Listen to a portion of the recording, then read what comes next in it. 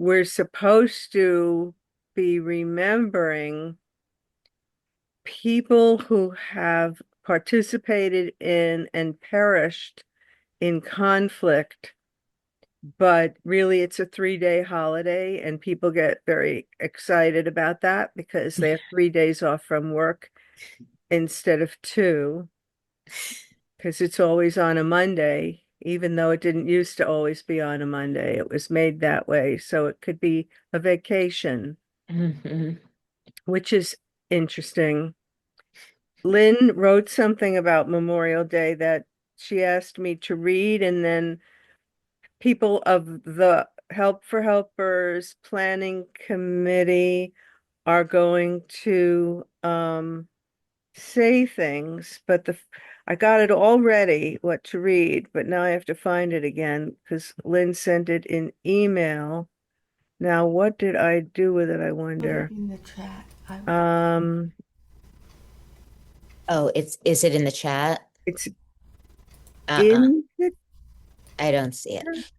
But while you're looking for it, I didn't see it. But Liz, while you're looking for it, I'll just say that even though it's an American holiday, which was our yeah, I stepping have it. off point, it's open. The idea of memorializing and Memorial Day and what we're kind of tracking, um, what we're doing with it, that probably relates to more than just America. And so we thought that that theme might be something of interest to everyone. So it's not meant to be a US Right. centric sort of meeting, God Well, I have forbid, this, at I this can read moment. Lynn's thing here. It says Yeah. memorializing together. Memorializing is one of the deeply human ways we carry life forward. We remember those we have loved, lost, struggled beside, learned from, and been shaped by. We remember those who sacrificed for us. Sometimes memorializing happens through public rituals, holidays, ceremonies, monuments, stories passed through generations. But often it happens quietly and personally, in the way we cook a meal someone taught us to make, hear a phrase in their voice inside our own thoughts, continue a value they embodied, or suddenly feel their presence when facing something difficult or beautiful. Memorializing is not only about grief, it is also about keeping relationships alive and carrying the past into the future. We are our interaction, not only with our ancestors, family, and friends, but with clients, teachers, supervisors, communities, and moments of profound human encounter. On Memorial Day this year, we reflect together on the visible and invisible inner chorus we carry, the people and experiences that continue to accompany us in our work and lives. What do we want to preserve? What has been entrusted to us? And how might communal remembering help restore a sense of continuity, gratitude, and belonging in a time when so much feels fragmented and easily forgotten?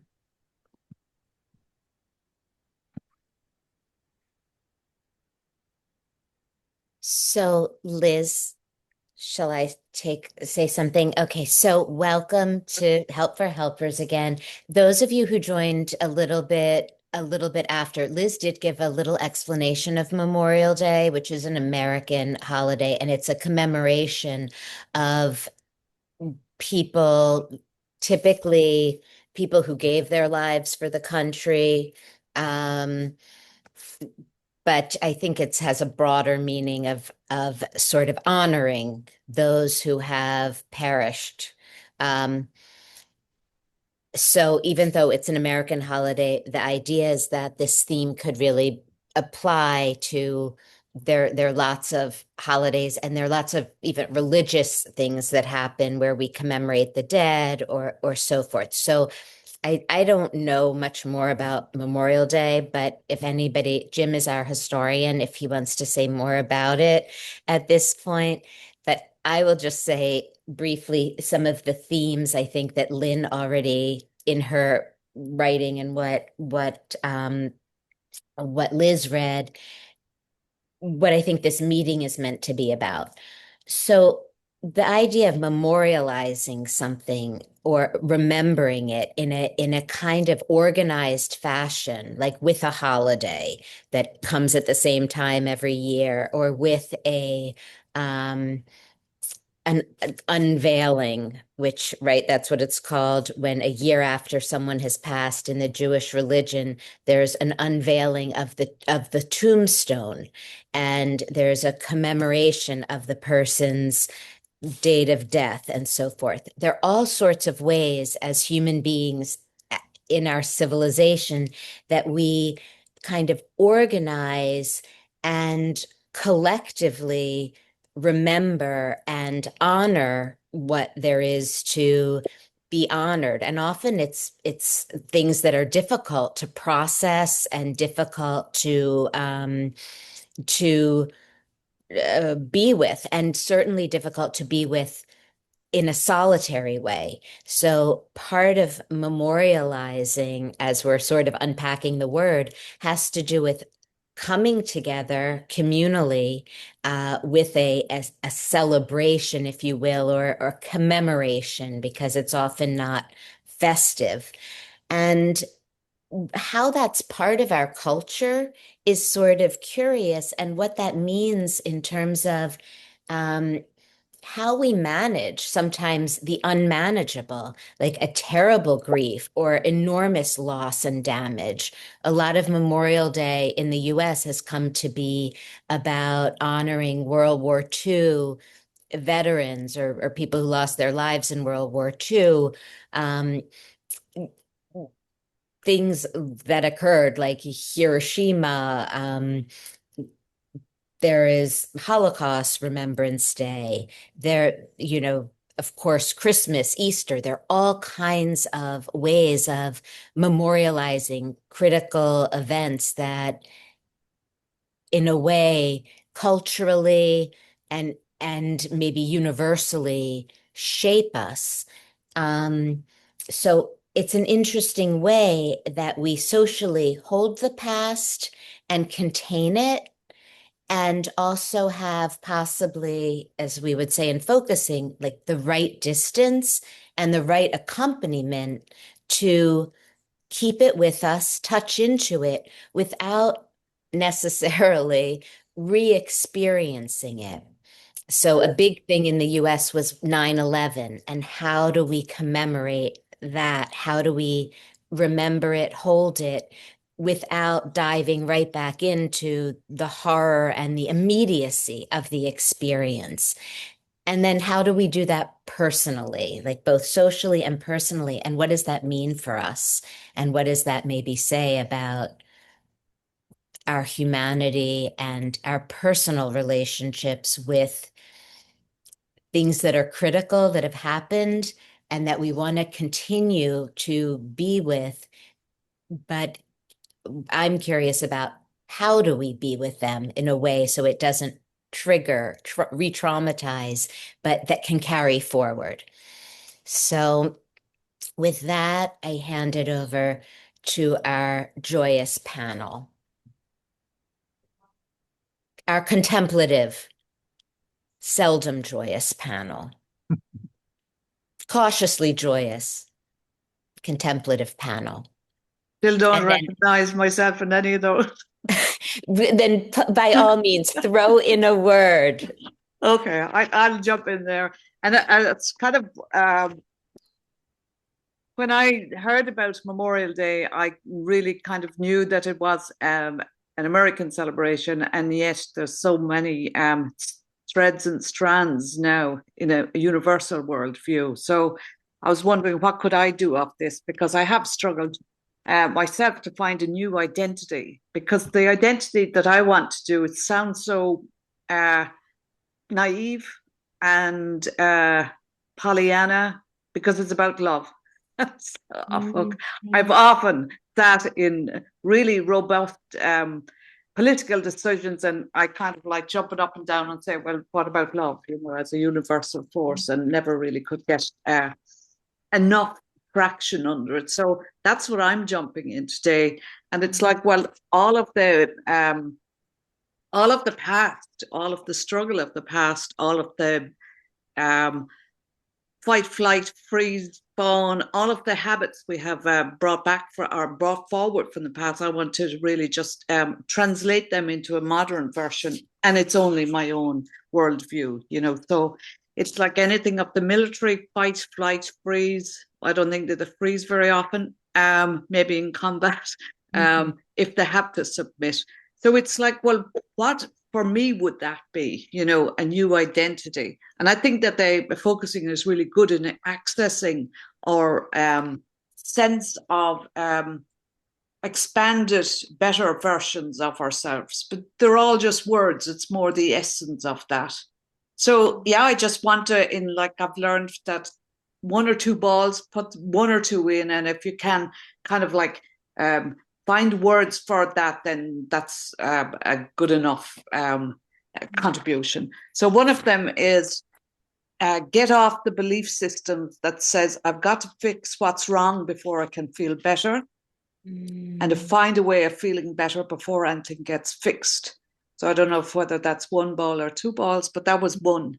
And it's the idea that I had inherited from a religious background, that redemption, or that I need to find talents and make 6 or 7 out of them before. So it's like that sense of letting go of needing to fix anything, so that's one.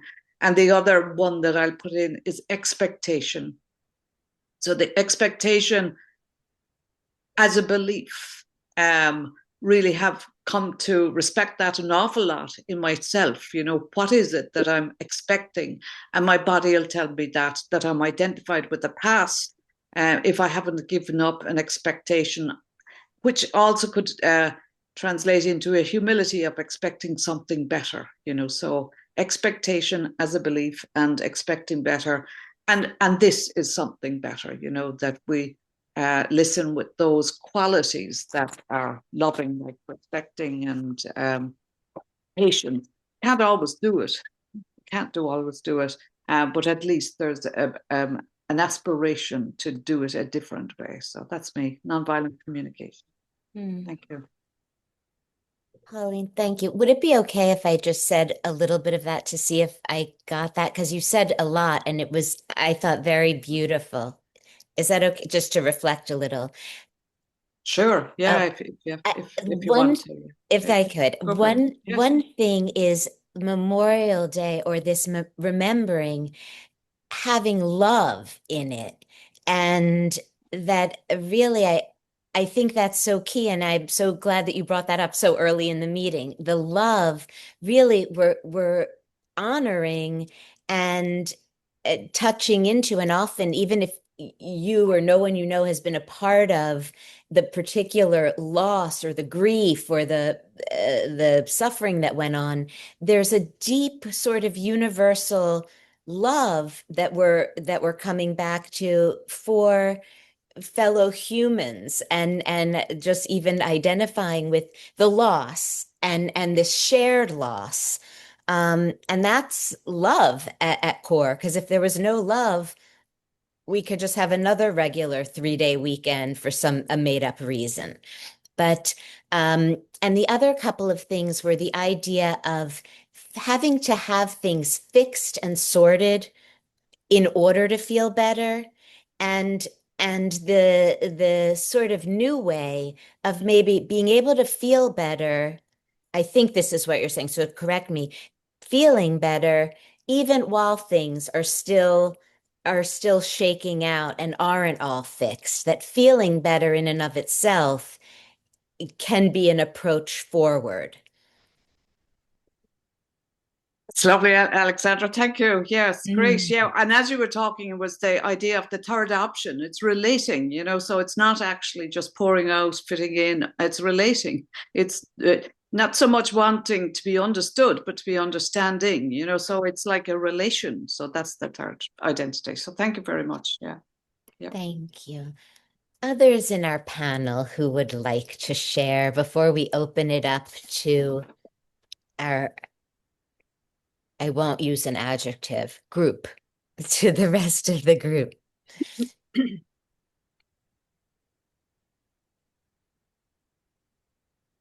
Liz, you had a beautiful story. Should I tell a little story? Okay. We would be honored if you would. When I was thinking about memorializing, when we had a little meeting yesterday, the planning committee to try to figure this out, especially because Lynn wasn't going to be here, so it was very anxiety producing. What would we do without the mother? But anyway, I remembered something, which was that I grew up with a mother, father, and a sister. And my father's parents died when he was quite young. First, his mother died when maybe he was about 5, and then his father died when maybe he was about 12. And he was sent to live with his uncle Saul. And his uncle Saul um, was what we called in Yiddish a big macher. He was the president of the Ocean Parkway Jewish Center in Brooklyn, New York. And he was also a big lawyer. So he was a man of great authority. And in the Jewish religion, um, every anniversary of a person's death, you're supposed to light a candle and say a prayer, the prayer for the dead. And that's called a yahrzeit, which I found out later just means year's time or anniversary, yahrzeit. My parents were very non-religious, whereas Uncle Saul was an Orthodox Jew, president of the synagogue, and so on. And my father broke away from all that. And so we didn't observe really any Judaism, except I say in a culinary fashion. We liked a good brisket and corned beef on rye. That was the kind of extent of our Judaism. But every year, twice a year, when it was approaching the anniversaries of my father's parents' deaths, Uncle Saul would phone my father. And I would hear my father say, "Yes, Uncle Saul. Oh, yeah, right. Oh, yes. Oh, thank you, Uncle Saul. Oh, of course, Uncle Saul." And my father would hang up, and my mother would be there too. And I would ask, "What was that about? What's Uncle Saul called?" And twice a year, my father would say, "That was Uncle Saul reminding me to light a candle and say a prayer for my father, or light a candle and say a prayer for my mother." And I would ask, "Daddy, are you going to light a candle?" And my father would say, "Of course not." And my mother would kind of giggle. And that was our family ritual. Uncle Saul would call, my father would placate Uncle Saul, and then my family would giggle and not do anything of a religious nature. And my father would say, "I remember my parents, and that's enough." And so that's kind of my own experience with the ritual of memorializing, and that something about having these set prescriptions about how you do it. In my family, we just kind of laugh at and we do what we want. So that is the story. And it just came up for me. And I guess I always feel that way around holidays. I just kind of want to do what I want. So that's That's my story.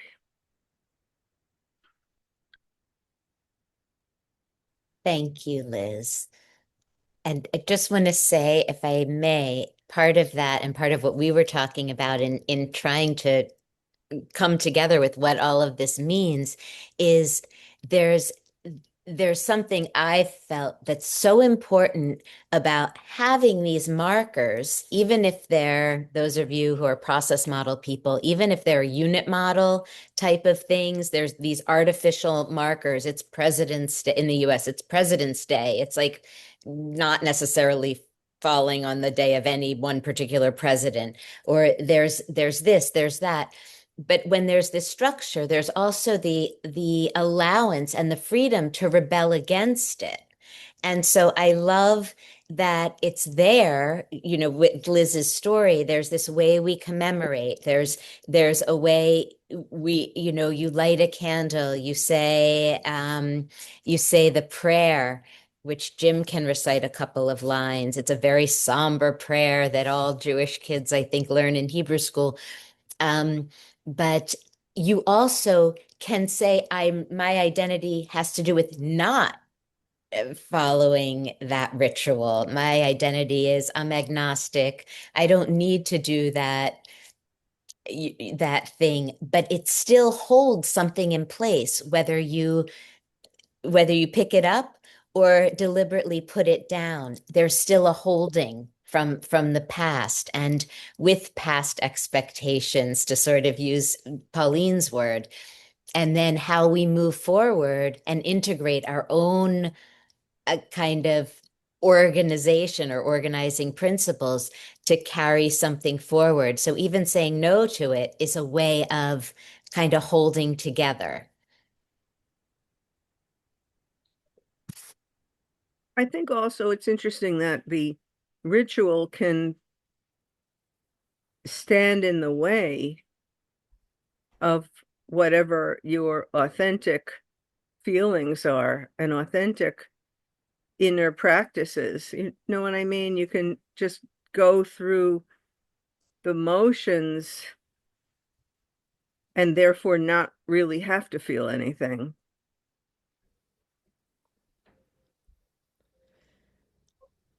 An Yeah, I aspect just want to say yes, Liz. I agree with that. You know, that a traditional belief, or yeah, but I also have to watch that my rebel self doesn't, you know, just dig its heels in, and you know, that's just Right. bad habit I have to. It's true. Yeah, I wanted to relate Dorothy. to that too. That I think my rebel side has really often colored my memories of my relatives. And I'm Dorothy, a little louder, okay. please. Thank you.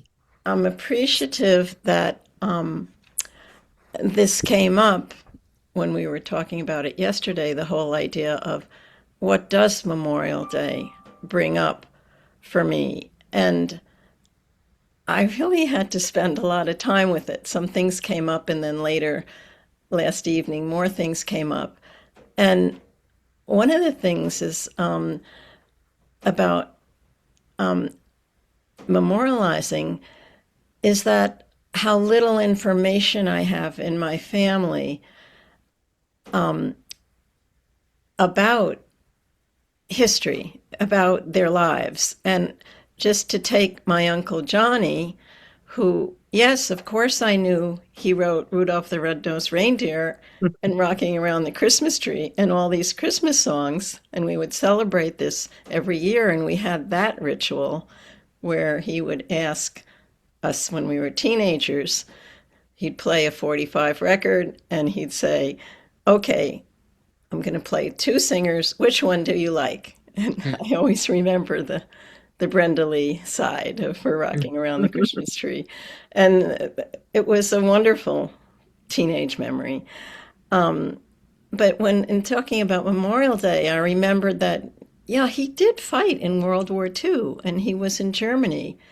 And he came back not not physically injured to my knowledge, but emotionally, the impact I know was tremendous through other stories.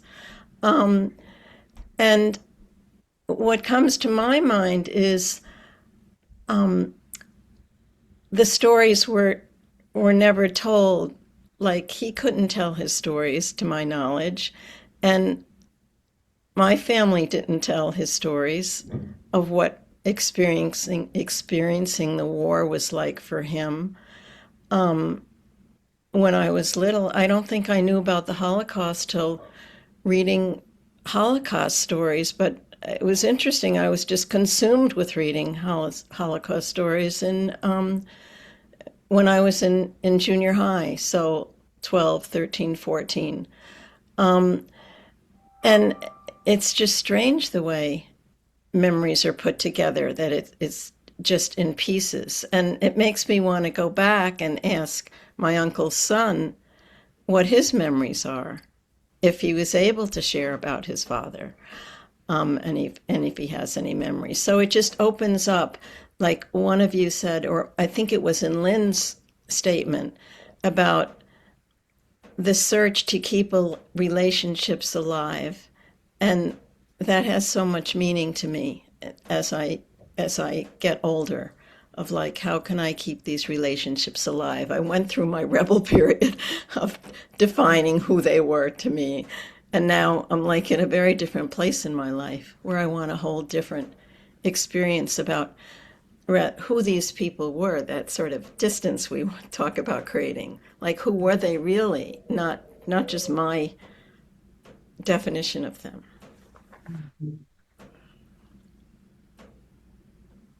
Thank you.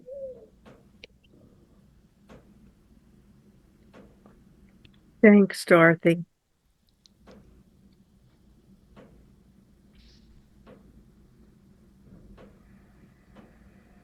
Thanks, Dorothy.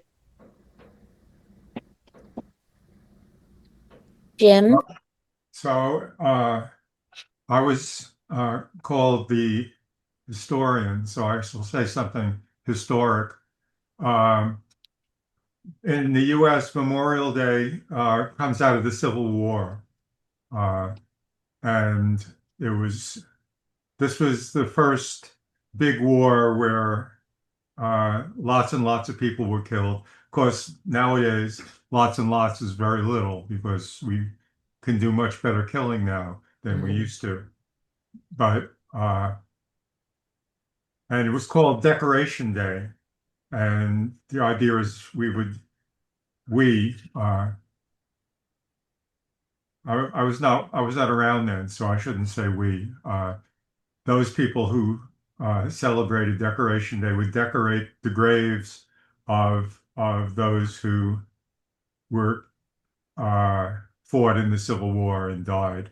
And dying then was much more gruesome than it is now because they didn't have antibiotics and modern medicine and things like that. And often you know, your your leg would be shot, and nowadays we would, just put a Band-Aid on. But then you'd be on the battlefield and it would be hot and you would just lie there until you died because that's how things were back then.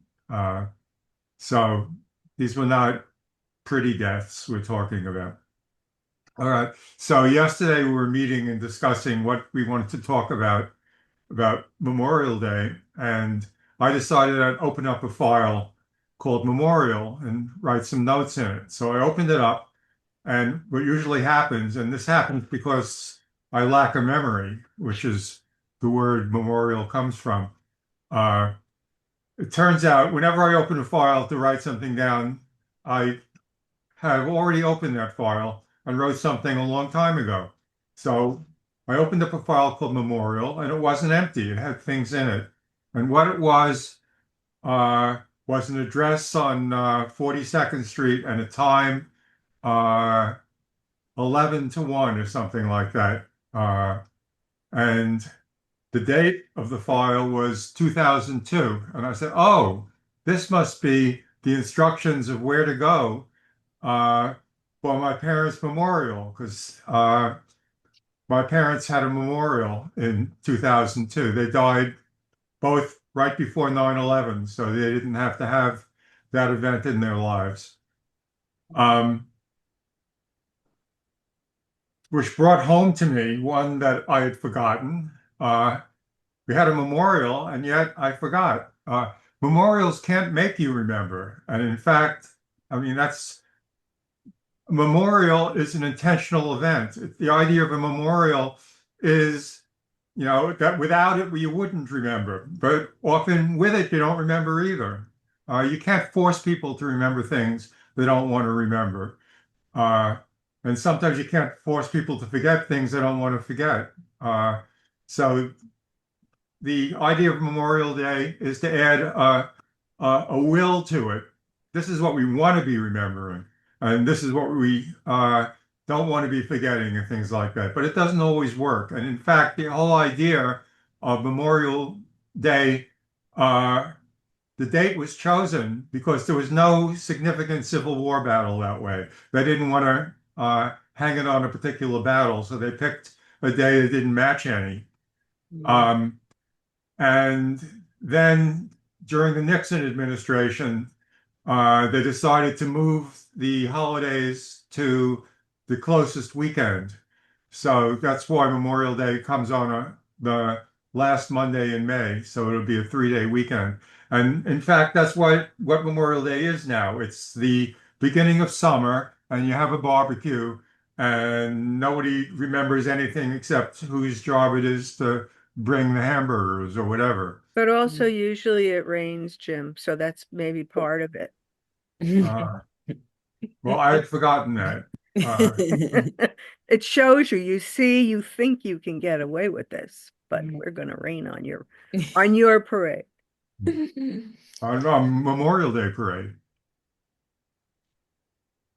So there's the idea of an intentional memory, and there's also the idea of a collective memory. It's made something collective, as if we all remember the same things or are together enough to want to remember the same things, which has become less and less the case these days.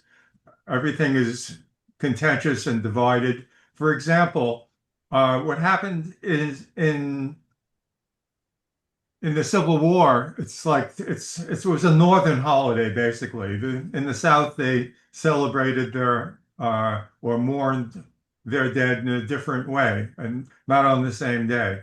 But around World War One, it was decided let's federalize this and make this universal. So that's where the date for Memorial Day uh, was decided upon, and it was made a federal holiday.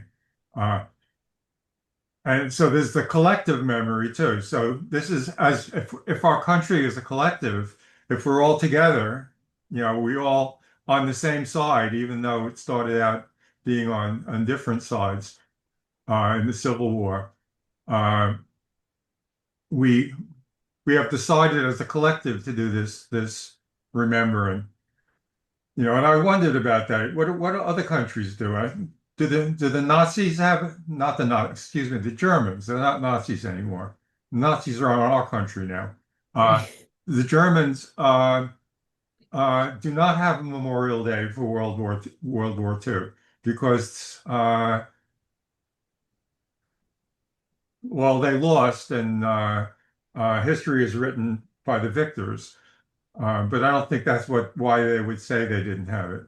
Um, but they don't have that. They do have certain events to commemorate the victims of the Nazis.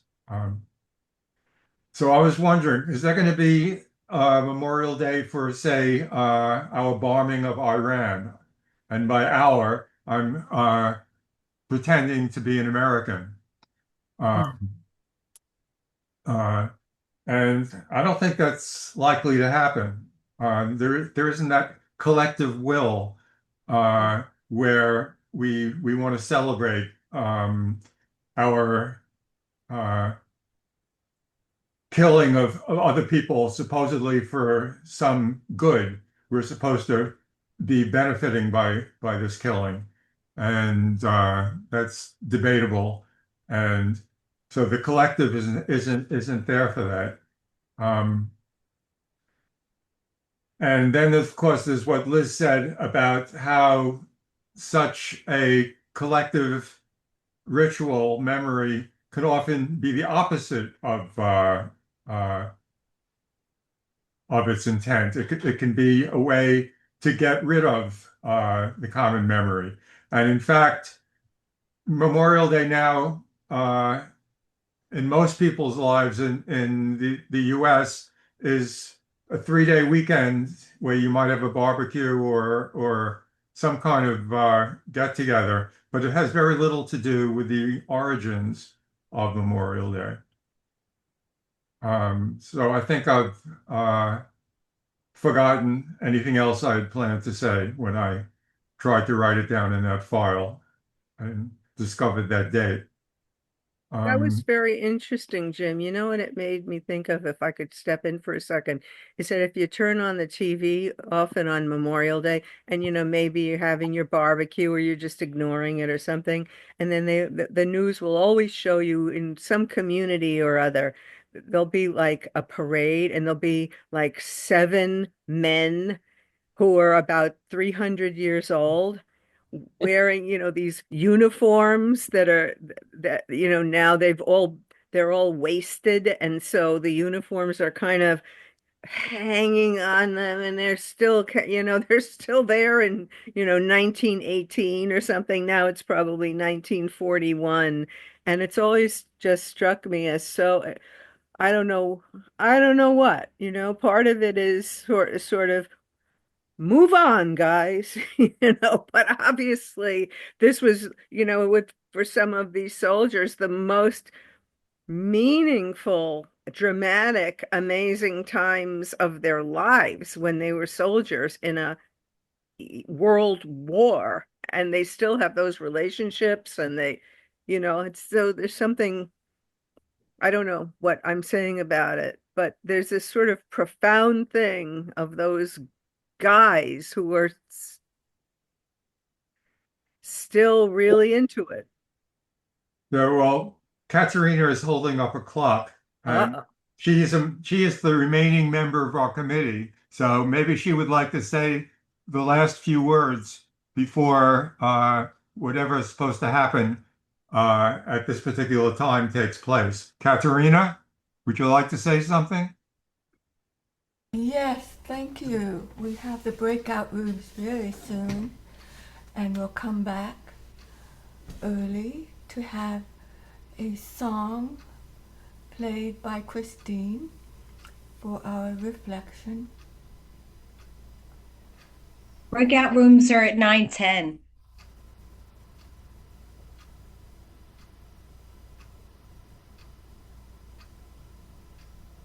Katrina, did you want to share something?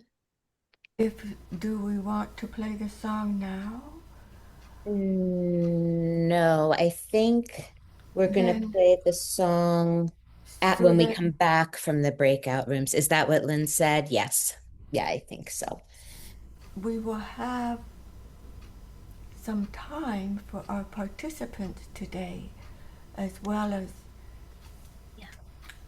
the people who are helping with Help for Helpers to get it on the road. Yeah. So we My should feelings open. about, I've been invited to say something about Memorial Day.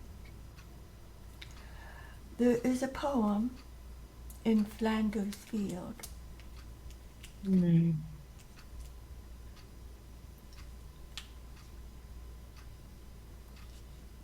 And to me, that poem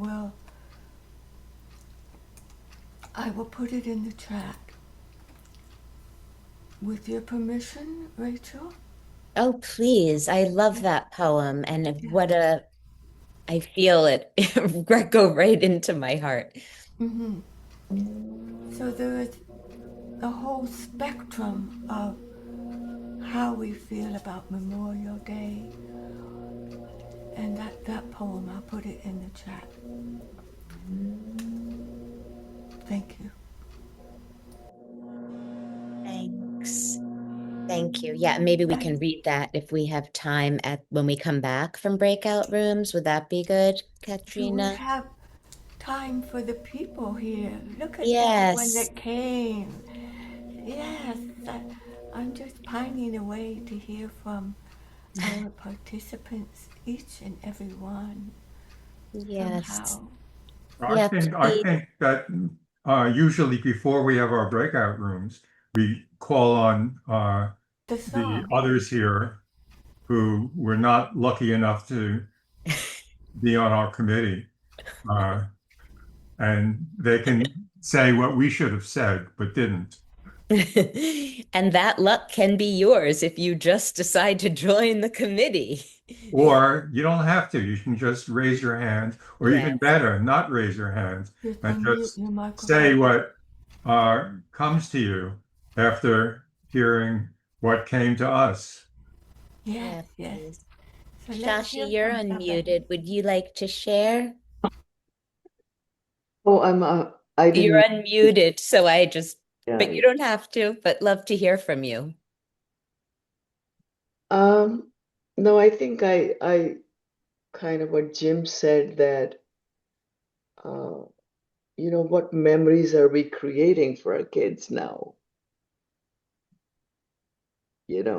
By like thinking of Palestine and thinking of people who are living in uh, uh, dire straits. What memories are we creating for the kids?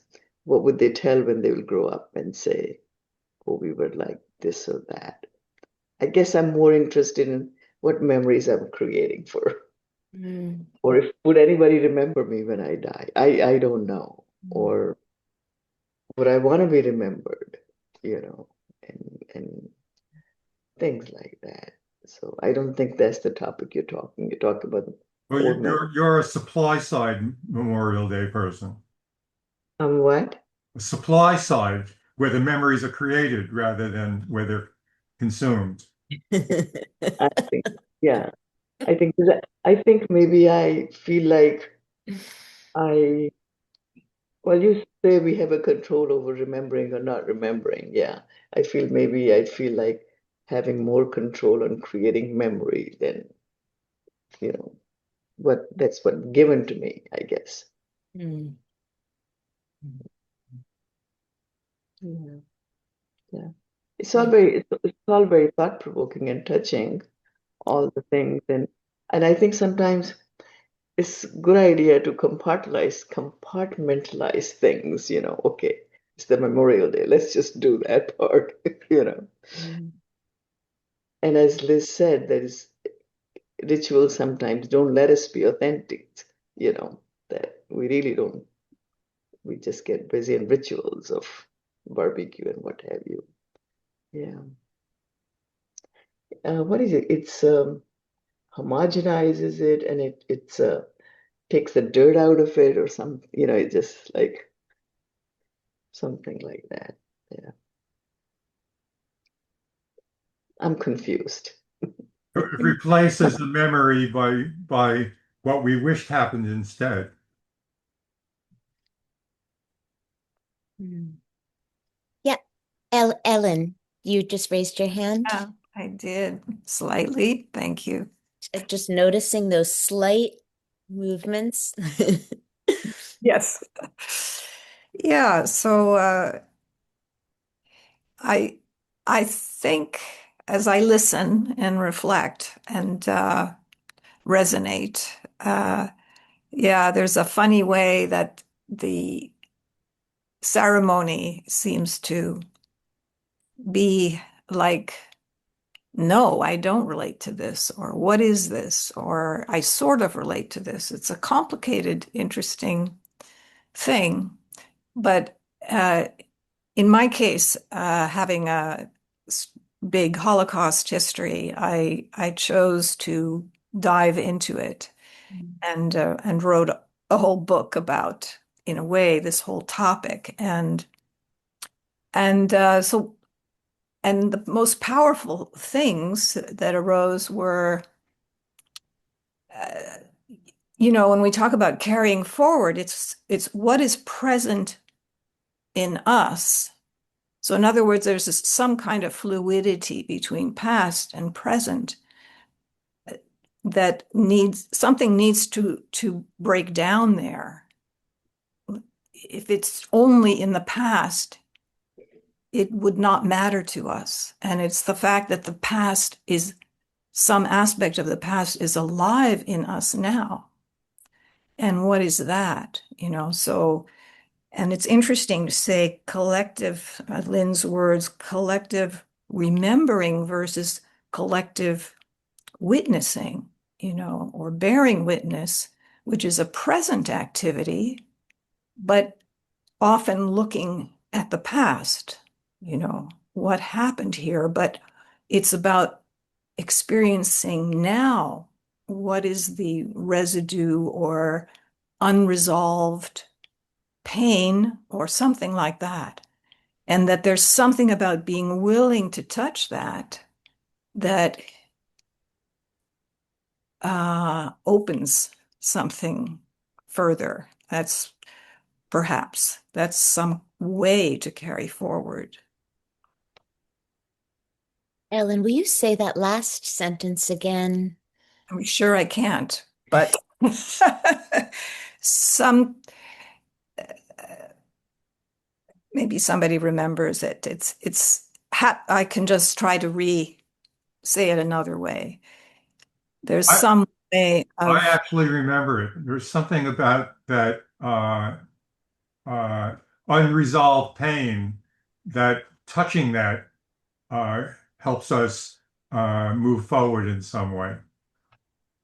How is that? Yeah, it's there's when it's something separate from us, then there's some vague aspect of respecting that, but we don't, it's also sort of like, what does it matter?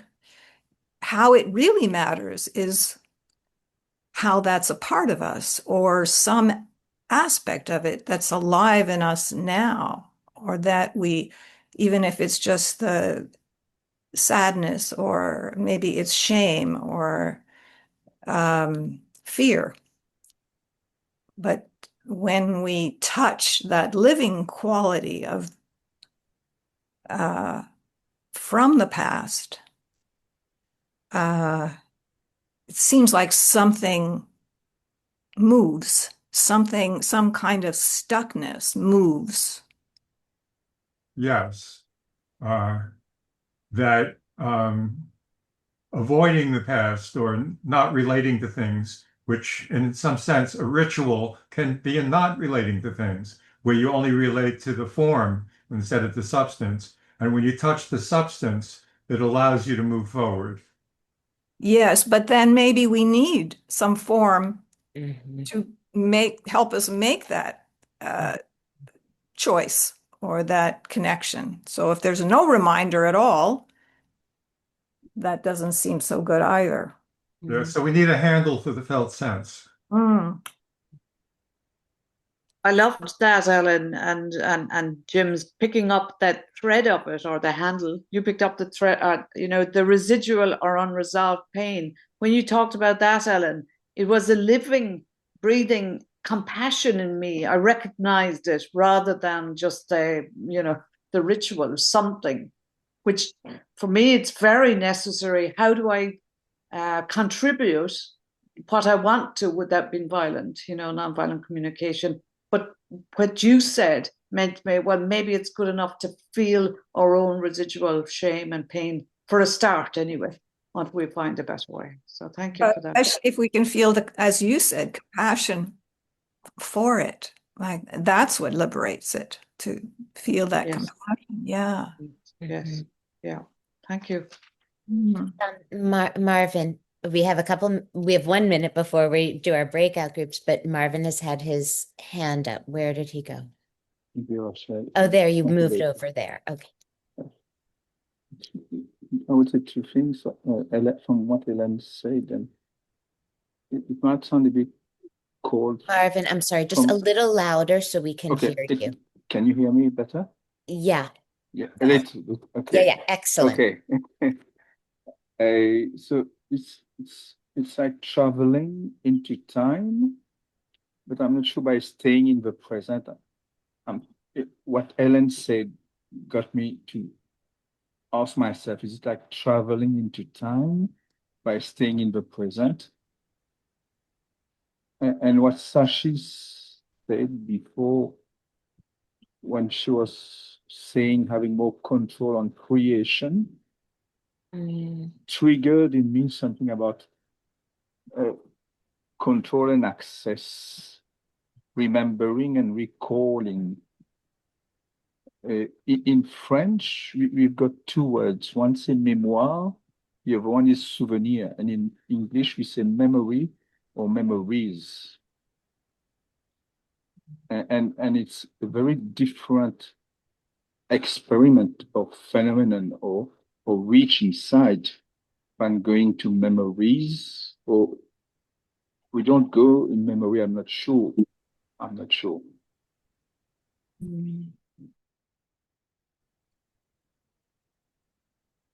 And the difference, the word souvenir and the other verb to remember, Memory.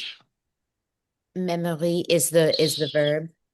Souvenirs would be like something recreated. We can create it as we want and revisit it as much as we want. Memory is more like it make itself accessible. Mm. Mm. Mm. Mm.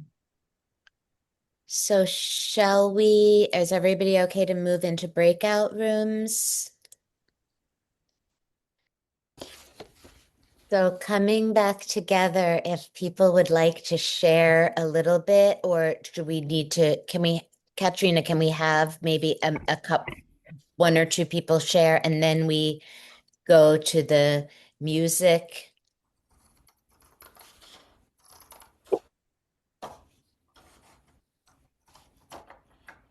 Okay, maybe while Katrina is telling us, so anyone who would like to share something from their group or how that was, please feel free, dive in.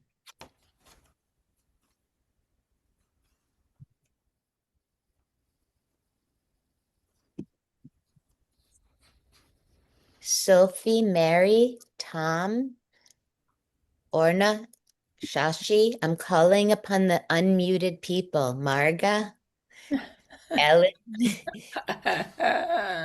Hi, Mary. Hi. So from our breakout room, I just wrote, may we lay down on the earth and remember it's possible for everyone to have enough every day if we share. Thank you. Beautiful.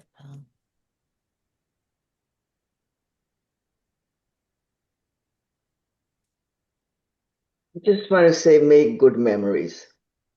If you're make good memories for future. That's all I want. I like that. Tom or Orna, Yes. did you? Yeah, Tom. We had a nice group.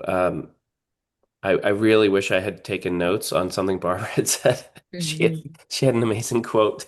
Maybe Barbara, you can share it. But I think just being connected to other people and just understanding that we're not alone is so key.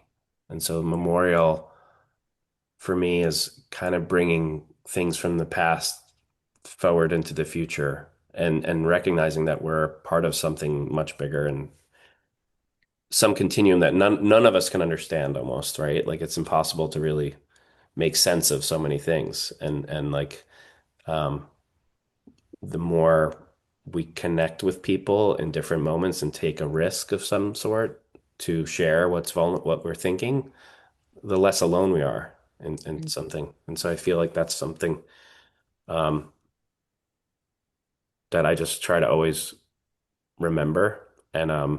And these moments where with these events or rituals or traditions or religious things, they're symbolic in many respects, but they're also very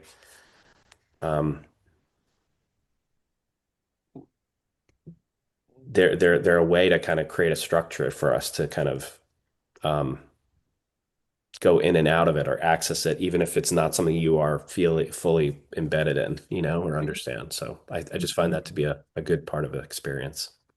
Yeah, thank you. Thank you, Tom. Without quite knowing focusing, you use some focusing terminology. It's in there. Is there one last share? And then um we are tasked with hearing a song, I think first. Is that right, Dorothy? I'm going to read the lyrics so we have them and Loudly. yes, loudly. And then we're going to have our song. Thank you. Okay. Thank you, everyone, so much.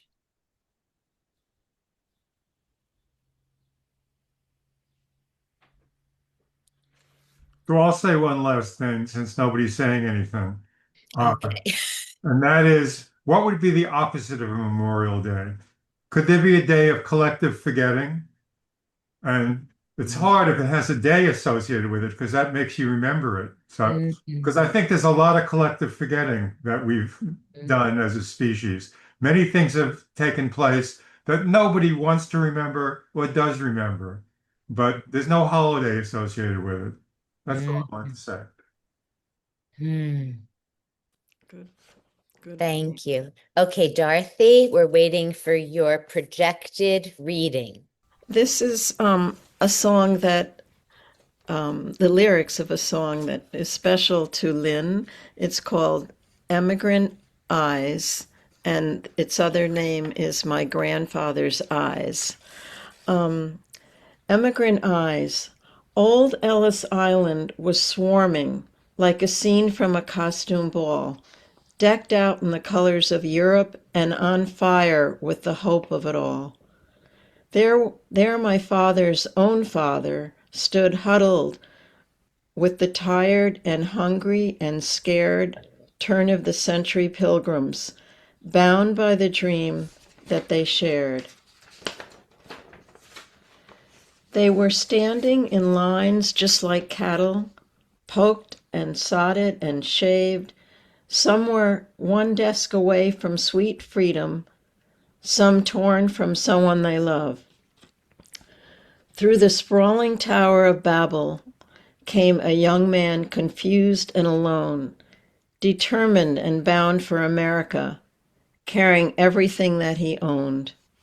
Sometimes when I look in my grandfather's emigrant eyes, I see that day reflected, and I can't hold my feelings inside. I see starting with nothing and working hard all of his life. So don't take it for granted, say grandfather's emigrant eyes.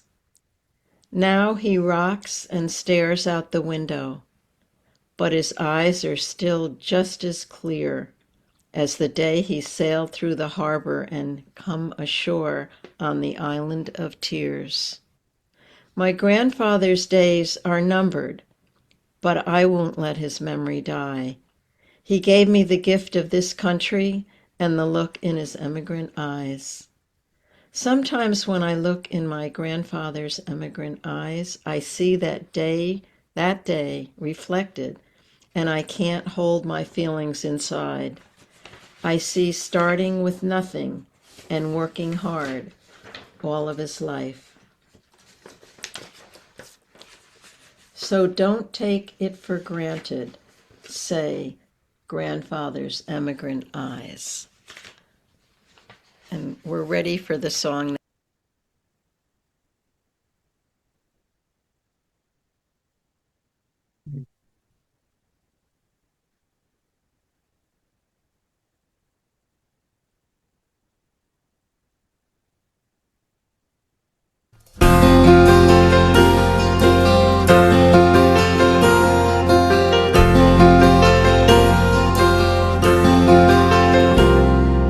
Old Ellis Island.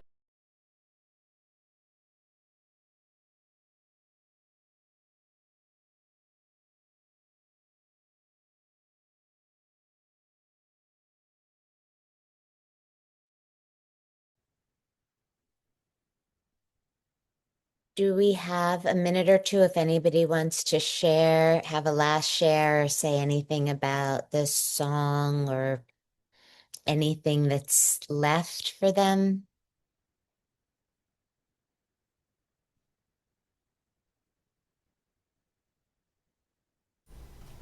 I'd like to welcome all the new people that came today. Thank you very much for being with us.